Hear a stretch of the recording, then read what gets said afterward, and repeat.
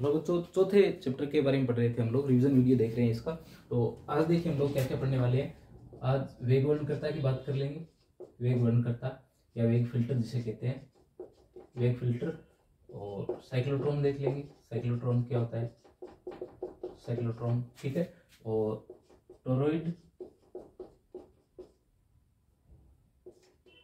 Toroid की बात कर लेंगे। और परिनालिका की बात कर लेंगे, ठीक है, परिनालिका की बात कर लेंगे। इनको जल्दी जल्दी करेंगे। और लास्ट में हम लोग धारामापी की बात करेंगे, ठीक है। उसका लास्ट का करीब 10-15 मिनट का वीडियो होगा। तो वेग फिल्टर देखिए, वेग फिल्टर क्या होते हैं।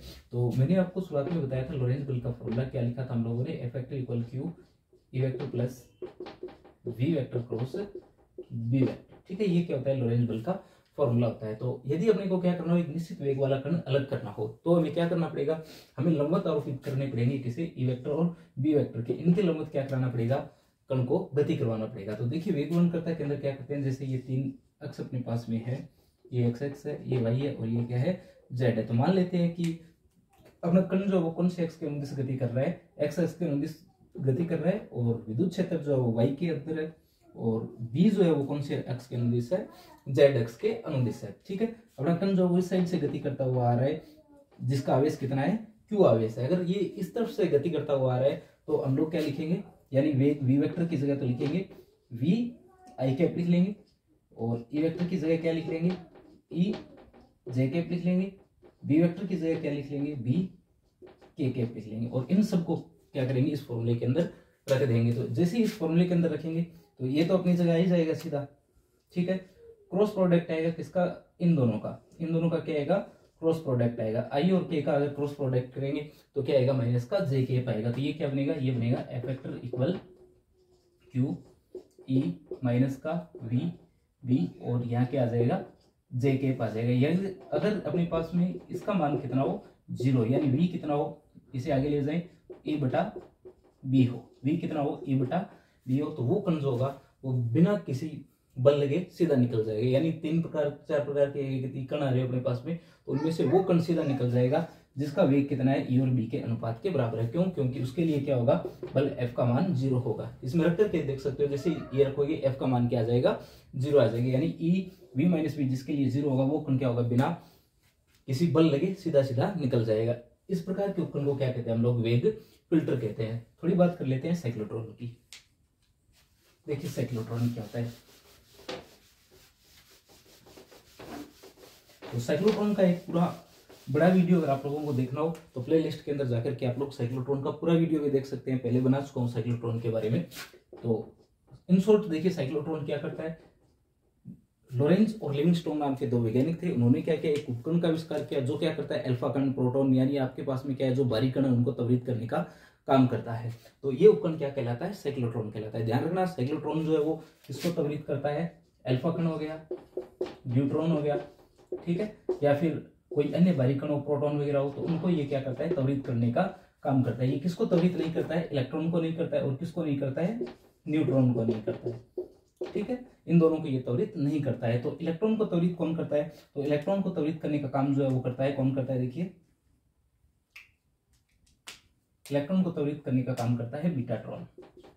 कौन करता है, बीटाट्रॉन करता है। अगर आपको क्या करना हो, इलेक्ट्रॉन को त्वरित करना हो तो किसे काम में लेना पड़ेगा, आपको बीटाट्रॉन को काम में लेना पड़ेगा। अगर आपको न्यूट्रॉन की बात करें तो न्यूट्रॉन पर किसी प्रकार का आवेश नहीं होता, इसलिए ये क्या नहीं करता है, न्यूट्रॉन को जो है वो आवेशित त्वरित नहीं करता है। तो साइक्लोट्रॉन जो है वो किसे त्वरित नहीं करेगा, इलेक्ट्रॉन को, न्यूट्रॉन को नहीं करेगा। ये आप लोगों को क्या रखना है, इसमें ध्यान रखना है। दूसरा देखिए साइक्लोट्रॉन का सिद्धांत क्या होता है। सिद्धांत के साथ साथ आपको डायग्राम भी बता देता हूं। देखिए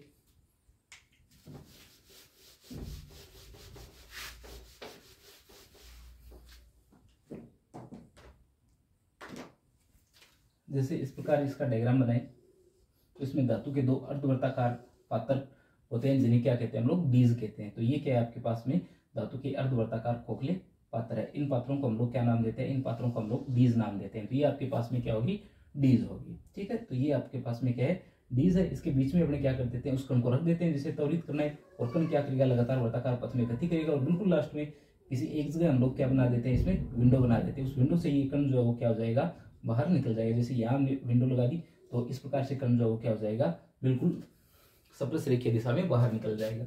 इसके अलावा इस पर लंबवत आरोपित होते हैं कौन, एन और एस, यानी चुंबकीय क्षेत्र जो वो क्या होता है इसमें लंबवत आरोपित होता है। इस प्रकार से एन और एस जो वो क्या होता है लंबवत आरोपित होता है। और यहाँ क्या होता है, यहाँ उच्च मान का विद्युत क्षेत्र इस पर लगा रहता है। ठीक है, पूरे उपकरण को किस में बंद कर देते हैं, निर्वात में बंद कर देते हैं। ये जो होता है कण यहाँ पर रखा जाता है किसको, सोर्स एस को। ठीक है, ये जो है अपने वर्ताकार पथ जो है ये किसका पथ है, ये जो जिस कण को त्वरित करना है उसका पथ है। तो साइक्लोट्रॉन का सिद्धांत क्या होता है, साइक्लोट्रॉन के सिद्धांत के अंदर अपने क्या लिखते हैं, तो सिद्धांत के अंदर आप लोगों को ये लिखना है कि इसके अंदर क्या किया जाता है, जिस भी कण को त्वरित करना हो उस कण को उच्च मान के विद्युत क्षेत्र के अंदर, इसमें उच्च मान के विद्युत क्षेत्र के अंदर और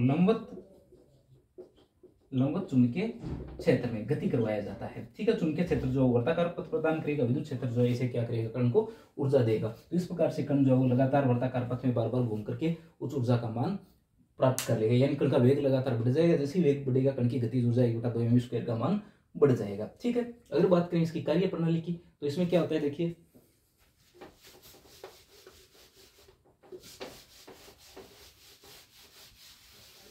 कार्य प्रणाली, देखिए इसकी कार्य प्रणाली में अपने इस प्रकार से डीज है। ठीक है, इस प्रकार से डीज है, एक बार एक डीज प्लस की है तो दूसरी क्या होगी, माइनस की होगी। और जिस भी कण को त्वरित करना है, जैसे अपने मान लिए किसको त्वरित करना है, धनात्मक कण को करना है, ये प्लस किसकी वजह से आकर्षित होगा, माइनस की वजह से होगा। और कण जो इस प्रकार से क्या करेगा, इसमें गति करेगा। ठीक है, ये अंदर से किस प्रकार की है, खोखली है, और खोखली होने का मतलब इसके अंदर विद्युत क्षेत्र का मान कितना है, 0 है। ठीक है, जैसे ये यहाँ आएगा, जैसे ये यहाँ पहुंचेगा तो ये प्लस माइनस जो है इस प्रकार से रखा जाता है कि अर्धआवर्त काल के बाद में डीज का प्लस माइनस जो है वो बदल जाए। प्लस माइनस जो है वो अर्धआवर्त काल के बाद क्या हो जाना चाहिए, परिवर्तित हो जाना चाहिए। जैसे ये प्लस यहाँ पहुंचेगा ये माइनस होगा, इसके अंदर आराम से ये क्या करेगा, गति करेगा। तो एक पूरे चक्र के दौरान, जैसे यहाँ से करने चलना शुरू किया है फिर से यहाँ तक पहुंचा, तो पूरे चक्र के दौरान एक बार विद्युत क्षेत्र में है कितनी ऊर्जा मिली, QV, यहाँ दूसरी बार आया फिर से कितनी मिली, QV। तो पूरे चक्र के दौरान कितनी ऊर्जा मिलती है विद्युत क्षेत्र की वजह से, 2QV। ये ऊर्जा जो है वो कण अपना प्राप्त कर लेता है, 2QV ऊर्जा जो है वो कण को प्राप्त हो जाती है। ठीक है, और ये प्लस माइनस लगातार विद्युत क्षेत्र के क्या होते हैं, बदलते रहते हैं। जैसे कण बाहर निकलता है प्लस माइनस जो है अर्धआवर्त काल के बाद में बदल जाने चाहिए। इस आवृत्ति को अपने क्या कहते हैं, साइक्लोट्रॉन आवृत्ति कहते हैं। ठीक है, तो इसका आपको क्या रखना है, ध्यान रखना है। कैलकुलेशन के बाद जैसे थोड़ी देर पहले हम लोगों ने जो वीडियो देखा था, कौन सा, जिसके अंदर थीटा इक्वल 90 डिग्री वाली कंडीशन देखी थी इसके अंदर, तो उसी में अपने को क्या करना है, आर इक्वल क्या आया था, mv/qb आया था। ये किसका मान था, आर का मान था, v का, qb r/m था। t का कितना था, 2πm/qb था। ठीक है, f का कितना था, तो qb/2πm था। ये फॉर्मूले याद रख लेना सारे सारे। ओमेगा क्या होता है, ओमेगा 2πf होता है, ओमेगा इक्वल क्या होता है, 2πf होता है। ये मान रख करके आप लोग क्या कर सकते हो, ओमेगा ज्ञात कर सकते हो। जैसे 2 से 2π कैंसिल, कितना बनेगा, qb/m बनेगा। ये सारी कैलकुलेशन है किसकी, अपने पास में इस टॉपिक के लिए। गतिज ऊर्जा का मान अगर देखना हो, यानी गतिज ऊर्जा का मान देखना हो तो कितना आएगा, 1/2 mv² आएगा, ये 2 है। ठीक है, 1/2 ये mv², देखिए यहाँ पर v हम लोगों ने लिख रखा है, तो कितना आएगा, q² v² r² बटा m², ये कट जाएगा तो आपके पास में बचेगा 1/2 q² v² r² और m। ठीक है, ये फॉर्मूला आपके पास में क्या होगा, बच जाएगा। अब देखिए कण की अधिकतम, ये जो वर्ताकार पथ है, त्रिज्या कितनी हो सकती है, ये हो सकती है जो d आपके पास में उसकी त्रिज्या के बराबर, क्योंकि इसके बाद में तो कण जो डीज की दीवार से टकरा जाएगा। तो जैसी अधिकतम गतिज ऊर्जा होगी, अधिकतम गतिज ऊर्जा होगी, तो फॉर्मूला 1/2 q² v² r² बटा क्या हो जाएगा, m हो जाएगा। अगर n चक्र निकाल करके लगाने के बाद में कण बाहर निकल रहा है तो ये अधिकतम ऊर्जा का ये फॉर्मूला है, ये भी फॉर्मूला किसका है, अधिकतम ऊर्जा का फॉर्मूला है। अगर आपसे पूछे कितने चक्र के बाद में, तो इस फॉर्मूले को इसके क्या कर देते हैं, बराबर रख देते हैं और किसका मान ज्ञात कर लेते हैं, n का मान ज्ञात कर लेते हैं। ठीक है, तो ये आपके पास में है साइक्लोट्रॉन। साइक्लोट्रॉन किसको त्वरित नहीं करता है, मैंने बता दिया है। उपयोग क्या होता है, तो साइक्लोट्रॉन जो है वो कणों को त्वरित करने के काम में आता है। ठोस संश्लेषित करने और के विक्रिया के अंदर अगर आपको अल्फा कण वगैरह चाहिए तो उन सबको अपने कहां से लेकर आते हैं, साइक्लोट्रॉन से लेकर के आते हैं। ठीक है, अगले टॉपिक की बात करते हैं टोरॉइड और परिनलिका की।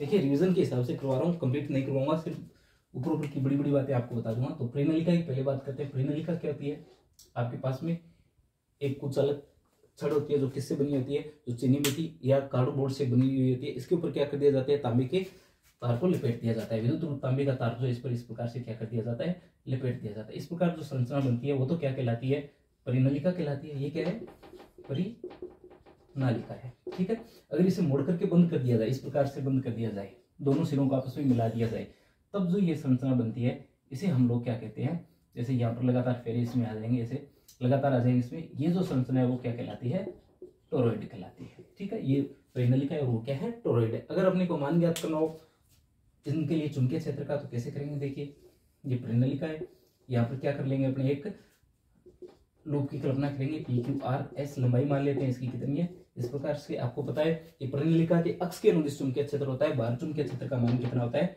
0 होता है। यहाँ अगर देखें टोरॉइड के अंदर 0, टोरॉइड की इस वाली जगह 0, यहाँ चुंबकीय क्षेत्र का क्या होगा, कोई न कोई मान होगा। तो यहाँ पर क्या किया जाता है, एम्पियर का नियम लगाया जाता है, B vector dot DL vector किसके बराबर, μ0 समेशन आई के। तो एम्पियर का नियम लगाएंगे, इसमें भी क्या किया जाएगा, एम्पियर का नियम लगाया जाएगा, B vector dot DL vector equal μ0 summation I. ठीक है, एक तो आपको दोनों के अंदर किसका मान पता होना चाहिए, समेशन आई का मान पता होना चाहिए। तो यहाँ देखिए एकांक लंबाई के अंदर फेरों की संख्या कितनी है, स्मॉल n है। तो एकांक लंबाई में फेरों की संख्या कितनी है, n, लंबाई कितनी है x, एकांक लंबाई के फेरे के अंदर कितनी धारा जा रही है, या i धारा जा रही है, तो इतने फेरों में कितनी जाएगी, i जाएगी। तो समेशन आई का तो मान कितना है, nx i है। अब देखिए समाकलन 4 पार्ट में बंट जाएगा, एक ये और एक ये। ठीक है, डॉट प्रोडक्ट में बंटेगा, तो 4 समाकलन में बंटेगा ये इस प्रकार से, जैसे एक बताऊं आपको, तो इस प्रकार के 4 समाकलन में ये बंट जाएगा। जैसे अभी किस वाले को बंट रखा है, PQ वाले को, फिर Q और R, फिर R और S, फिर S और P, 4 पार्ट में अपना समाकलन जो वो बंट जाएगा। देखिए सबसे पहले जैसे इसकी बात कर लेते हैं PQ वाले की, तो यहाँ थीटा देखिए कितना है, थीटा कितना है, 0 डिग्री है। क्यों, क्योंकि ये देखिए यहाँ थीटा कितना है, 0 डिग्री है। तो समाकलन सिर्फ किसका होगा, समाकलन होगा डीएल का, और डीएल का समाकलन कितना होगा, x, तो कितना आएगा, bx आएगा। दूसरे पार्ट को देखिए, यहाँ थीटा कितना बन रहा है, 90 डिग्री बन रहा है, चुंबकीय क्षेत्र के साथ में कोण कितना है, 90 डिग्री है। तो थीटा 90 कोस 90 कितना होता है, 0 होता है, तो कोई नहीं आएगा। यहाँ भी थीटा 90 डिग्री बनेगा तो कोई नहीं आएगा। ये देखिए ये वाला इंपॉर्टेंट है, ध्यान रखना। इसके लिए जैसे समाकलन करोगे R से S के लिए, तो आपको थीटा नहीं देखना है, यहाँ चुंबकीय क्षेत्र का मान 0 है। क्यों, क्योंकि परिनलिका के बाहर जैसे यहाँ चुंबकीय क्षेत्र का मान कितना होता है, 0 होता है। तो 4 समाकलन करेंगे, उसमें से इसका मान आएगा सिर्फ bx, इसका 0, इसका 0 और इसका भी 0। इन दोनों के लिए कोण 90 की वजह से, और ये परिनलिका से बाहर स्थित होने के कारण मान कितना है, इसका 0 है। ठीक है, तो ये कितना आ गया, bx किसके बराबर है, ये इस मान के क्या है, बराबर है। अगर दोनों को बराबर रखेंगे तो x से x कैंसिल, b इक्वल क्या आ जाएगा, यहाँ से b इक्वल आ जाएगा μ0 n i। ठीक है, ये मान जो अपने पास में आ जाएगा। तो ये किसका मान है, चुंबकीय क्षेत्र का मान है। यहाँ अगर अपने देखें तो यहाँ समाकलन 3 पार्ट में बंटेगा, एक पार्ट यहाँ से आएगा, दूसरा पार्ट यहाँ से आएगा और तीसरा यहाँ से आएगा। तो जो पार्ट हम लोगों ने बाहर की ओर लिए हैं, जैसे ये वाला पार्ट है, यहाँ 0 यहाँ 0, सिर्फ इसके लिए आपके पास में क्या होंगे, मान आएंगे, सिर्फ इस पार्ट के लिए मान आएंगे। ठीक है, इसके लिए मान ज्ञात करना है, तो मान लेते हैं माध्य त्रिज्या कितनी है, इसकी r है। तो समाकलन जैसे ही आप लोग करोगे तो यहाँ कितना आएगा, b 2πr और μ0। अब देखिए इसमें फेरों की संख्या n है, तो टोटल कितनी धारा होगी, ni, और b इक्वल क्या आ जाएगा, b इक्वल आ जाएगा μ0 ni बटा 2πr। ठीक है, इसे देखो क्या लिख देंगे, b इक्वल μ0 ni। तो ये क्या है आपके पास में, टोरॉइड और परिनलिका के लिए चुंबकीय क्षेत्र के माने। देखिए रिवीजन वीडियो बनाए तो सारी चीजें मैंने आपको शॉर्ट में बताने की कोशिश की है। ठीक है, और इससे शॉर्ट अपने इसे नहीं कर सकते हैं, सारी बातें मैंने बता दी है जितनी आप लोगों को पता होनी चाहिए। इसका अनुप्रस्थ काट आप लोग दिखा देना। आदर्श परिनलिका पूछे क्या होती है, तो आदर्श परिनलिका वो होती है जिसकी लंबाई जो है वो काफी ज्यादा होती है, मोटाई क्या होती है, अल्प होती है, वो क्या कहलाती है, आदर्श परिनलिका कहलाती है। जो अनंत लंबाई की परिनलिका होती है वो कौन सी होती है, हमें आदर्श परिनलिका होती है। ठीक है, धारामापी की बात करते हैं।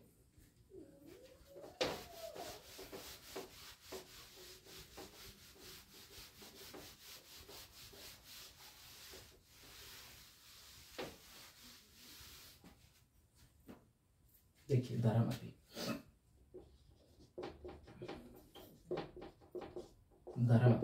धारामापी की बात करेंगे तो सीधी सी बात है, धारामापी के साथ में कौन आ जाएगा, एमीटर भी आ जाएगा और वोल्टमीटर भी आ जाएगा।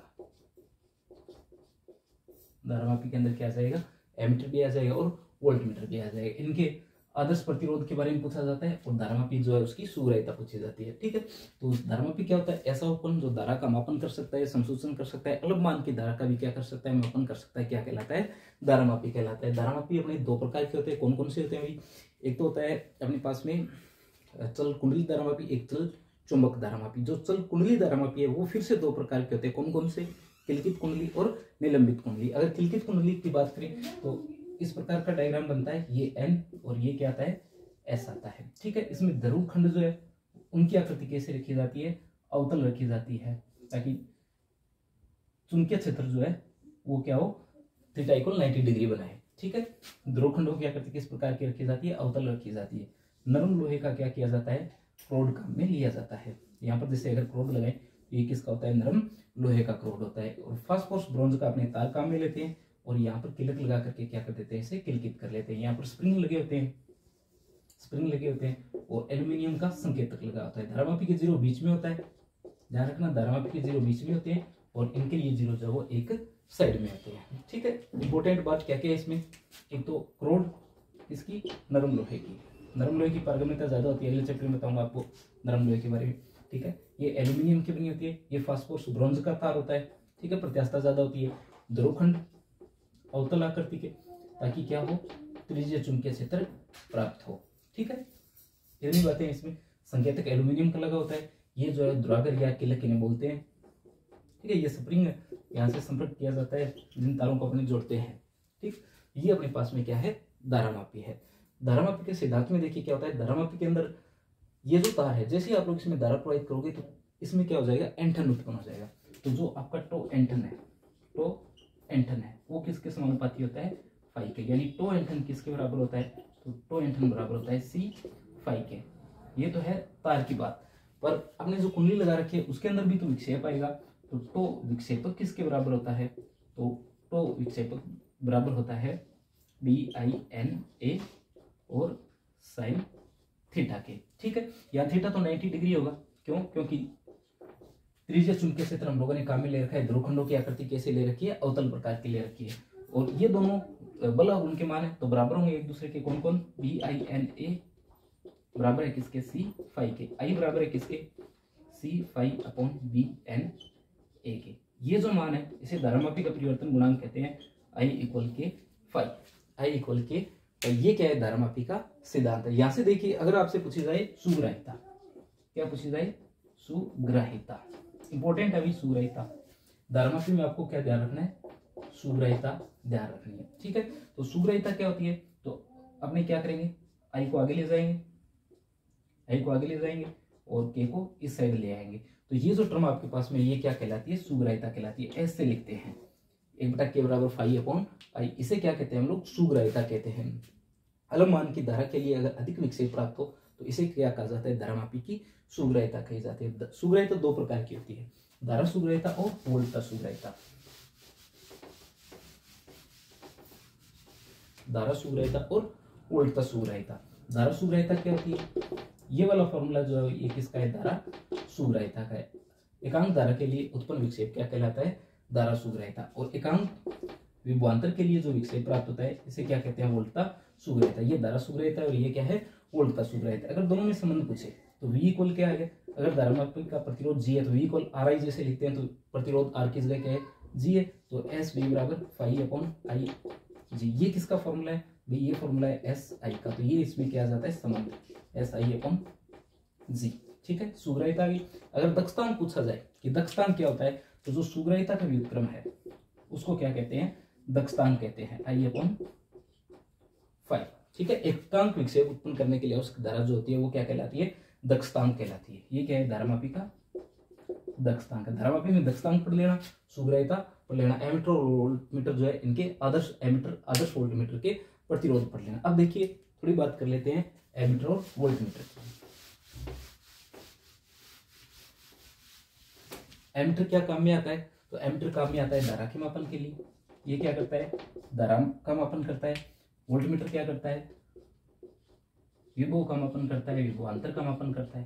ठीक है, किसका मापन करता है? विभवांतर का। और ये किसका मापन करता है? धारा का। अगर ये आदर्श है, ये क्या है? आदर्श है, तो आदर्श का प्रतिरोध कितना होता है? आदर्श का प्रतिरोध 0 होता है। ठीक है, यहाँ अगर बात करें तो आदर्श का प्रतिरोध कितना होता है वोल्टमीटर का, अनंत होता है। कितना होता है, अनंत होता है। प्रतिरोध कौन से क्रम में जोड़ा जाता है, ये प्रतिरोध नहीं, एमीटर, एमीटर हमेशा कौन से क्रम में जुड़ता है, श्रेणी क्रम में, परिपथ में। एमीटर जो है वो परिपथ में, श्रेणी क्रम में जुड़ता है। और ये कौन से क्रम में जुड़ता है, समांतर क्रम में जुड़ता है। इसका प्रतिरोध कम होता है, इसका प्रतिरोध क्या होता है, अधिक होता है। ठीक है, ये ध्यान रखोगे। एक जो इंपॉर्टेंट बात है वो आती है कि धारामापी से वोल्टमीटर कैसे, ये एमीटर कैसे बनता है और धारामापी से वोल्टमीटर कैसे बनता है। अगर वोल्टमीटर तो बनाना हो तो यहाँ पर लगेगा उच्च मान का प्रतिरोध, कौन से क्रम में लगेगा भाई, ये श्रेणी क्रम में लगेगा। और यहाँ पर लगेगा एक संत, क्या लगेगा, संत लगेगा। ये कौन से क्रम में लगेगा, समांतर क्रम में। ये वाली बात इंपॉर्टेंट है कि जो संत लगेगा इसके, वो तो लगेगा समांतर क्रम में। परिपथ में ये श्रेणी क्रम में जुड़ता है एमीटर, और यहाँ जो ये लगेगा ये कौन से क्रम में लगेगा, श्रेणी क्रम में। श्रेणी क्रम में उच्च मान का प्रतिरोध लगेगा। पर ध्यान रखना परिपथ में जो इसे जोड़ा जाएगा किस क्रम में जोड़ा जाएगा, समांतर क्रम में जोड़ा जाएगा। संत क्या होता है, अलग मान का प्रतिरोध जो होता है वो क्या कहलाता है, संत कहलाता है। ठीक है, यहाँ से अगर देखिए अपने एमीटर का प्रतिरोध अगर आपसे पूछा जाए तो दो प्रतिरोध कौन से क्रम में जुड़े हैं, समांतर क्रम में जुड़े हुए हैं। समांतर क्रम के लिए क्या लिखा जाता है, 1/G प्लस 1/S लिखा जाएगा। ये क्या है, ये प्रतिरोध है किसका है, एमीटर का। यहाँ पर क्या आ जाएगा, S प्लस G और G S किसका मान है, ये RA का। तो RA किसके बराबर आ जाएगा, GS S प्लस G। ठीक है, ऊपर दोनों की गुणा है और नीचे क्या है, दोनों का जोड़ है। अगर इसका पूछा जाए, प्रतिरोध तो क्या आ जाएगा, G प्लस R H आ जाएगा, G प्लस R H। इसके लिए किसका मान ज्यादा होता है, R H का मान ज्यादा होता है, तो लगभग प्रतिरोध जो है वो क्या होता है, इसका अधिक होता है। यहाँ अगर देखें तो S का मान जो है वो कम है, तो इसे नगण्य माने तो यहाँ G बचेगा और कट करके RA लगभग किसके बराबर आ जाएगा, S के आ जाएगा। S अलग मान का प्रतिरोध होता है, तो इसका प्रतिरोध क्या है, कम है, और इसका प्रतिरोध क्या है, अधिक है। ठीक है, अगर कुछ और कैलकुलेशन आपसे पूछी जाए तो वो भी देख लीजिए।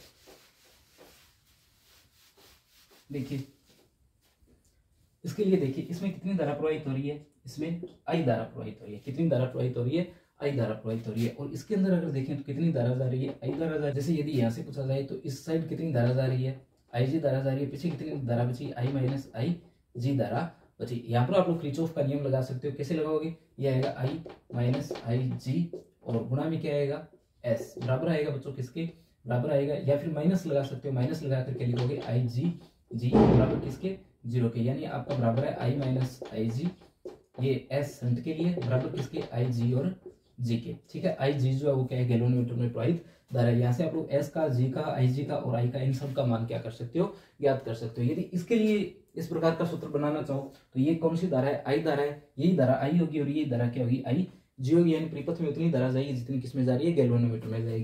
तो इसके लिए अगर V का मान ज्ञात करना पड़े तो धारा कितनी जा रही है, IG जा रही है। प्रतिरोध कितने है, G प्लस R H है। ठीक है, यानी V बटा IG किसके बराबर है, G प्लस R H के। यहाँ से आप चाहो तो RH का, G का, IG का, इन सबके मान जो है वो ज्ञात कर सकते हो। तो ये था बच्चों आपका टॉपिक एमीटर और वोल्टमीटर। किसके बारे में बात की है, धारामापी के बारे में बात की है। चैप्टर के आज का जो आपने पढ़ा है उसमें क्या क्या आपसे पूछ सकते हैं, टोरॉइड पूछ सकते हैं, परिनालिका पूछ सकते हैं, साइक्लोट्रॉन के बारे में पूछ सकते हैं। अगर धारामापी आता है तो धारामापी में से धारामापी की सुग्राह्यता पूछी जाती है और दक्षतांक पूछा जाता है। एमीटर के बारे में ये बातें जो आप लोग ध्यान रखना, बड़ी बड़ी बातें जो है ना यहाँ लिखे हुए उनको याद रख लेना। ये आपकी मर्जी है, कोई न्यूमेरिकल वगैरह आएगा तो उसमें पूछ सकते हैं। ठीक है, तो ये आपका चैप्टर जो है वो कंप्लीट हो गया। धन्यवाद।